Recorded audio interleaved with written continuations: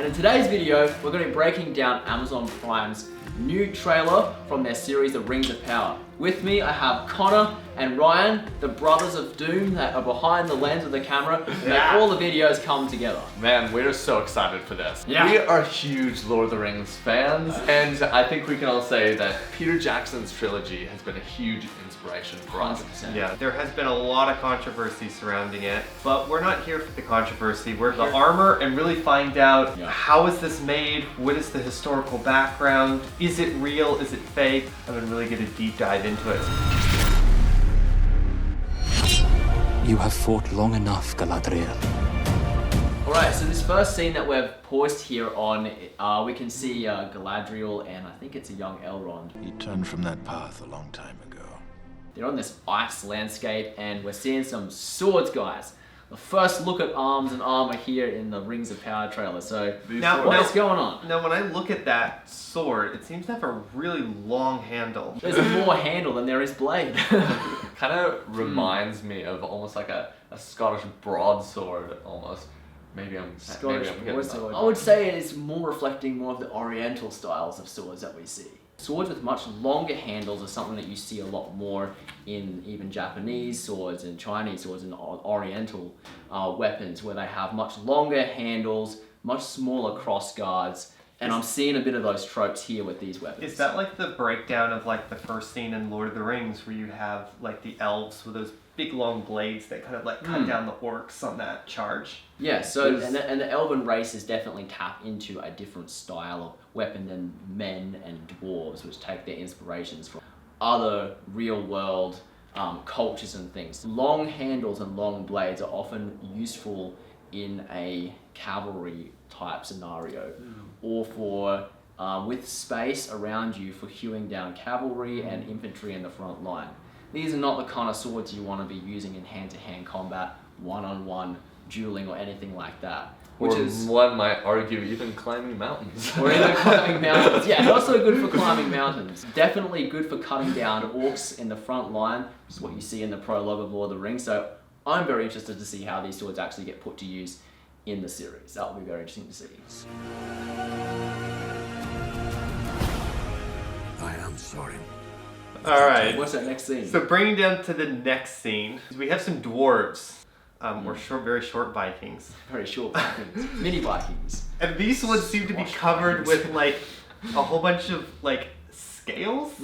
Scale armor is a little bit of a faux pas for me in armor. A lot of medieval movies go for the scale armor look. And I believe that's because from a production standpoint, getting a shirt and stitching on a bunch of little plates to it, boom, there's armor. It's flexible, it's usually lightweight, easy to produce. So the motivation for using scale armor is more of a modern thing than a real thing. Where do we see scale armor in history? Persia towards Turkey. Hittite? Yeah, so into that Mesopotamian region, use scale. Although, to bring it back to the dwarves, I do believe there is some evidence, and there's a lot of historical conjecture on this, but there's some evidence of lamellar armor, which is armor made from like leather strips or with like scales, metal scales. Lots of Viking reenactors love that for the same reasons of convenience that the film people like it. And it's quite protective.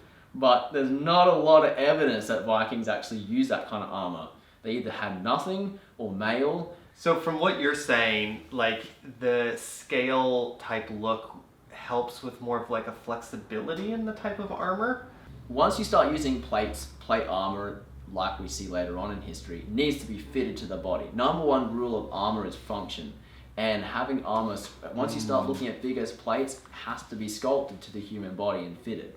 From a perspective of creating lots of armor and having lots of characters in armor, it's a more budget approach. It's easier to scale it out. My question too is, where's the mithril?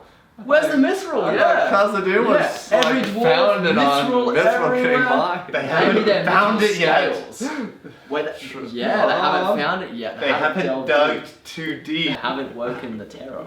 What madness drove him in there? I am sorry, but their time has come. The past is with us all.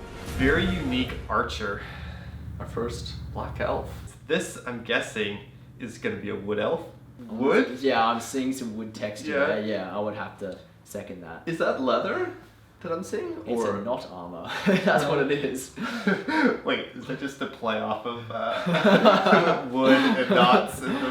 Totally. The whole thing is like wood is a crap material for making armor out of. Not only that, but there's no examples of that. And this particular setup would never work. We don't see a lot of organic examples of armor from history. Leather was sometimes used, but you have to start with a functional basis first. First and foremost, what is its job? Armor, to protect and to defend you from weapons.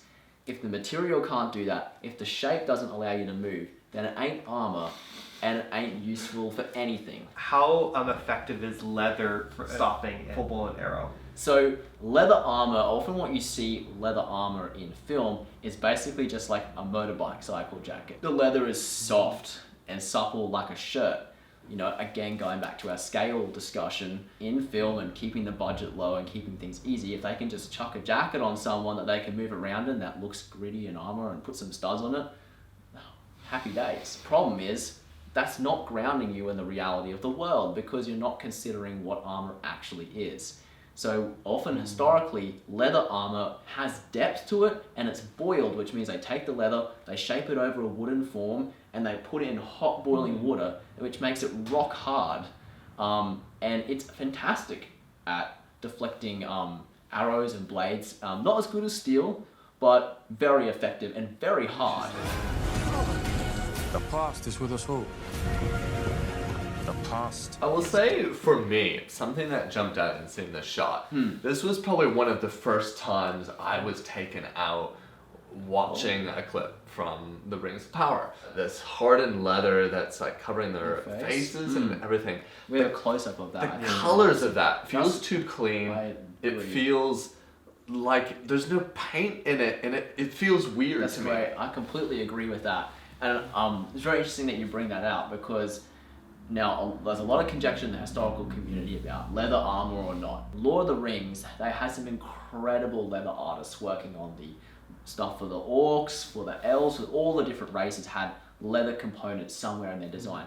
Without fail, if you look at the detail of that leather, every piece of leather in that movie had a story to tell. There was weathering to it, there was cracks in it, and they used natural leather tones to actually produce those browns and chestnuts and all kinds of ornate detail to it. And don't get me It's wrong, very- there is that detail there. There's shape to it, but it's just clean. Yeah. Because this is the thing, again, subtlety, guys. Detail is everything. If it was real leather, then the paint, if they wanted grey, you can have grey. If you want to have this shape, you can have that shape. But the little cracks where the paint is peeling, the roughness of the hide, that's what makes it real. And you take that all away when you make something perfect and exactly the same across every single horse. The past is dead. We either move forward or we die with it. Alright, well that was a deep dive into some of the details of this new series, Rings of Power. What are some final thoughts, guys, on the series? A little bit nervous. I wasn't expecting Yeah. some of the direction they've taken initially.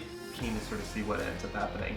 I think for me, being unique, I think that's what I'm looking for. And so I don't know if I'm completely sold. What I'm seeing doesn't promise a lot as far as the attention to detail and the realism of those elements. But once again, I fear that this series goes down the same route as many other fantasy series in that there's a lack of appreciation for the detail and subtlety that makes the story come to life in real ways. We'll see you guys in the next video. See you there.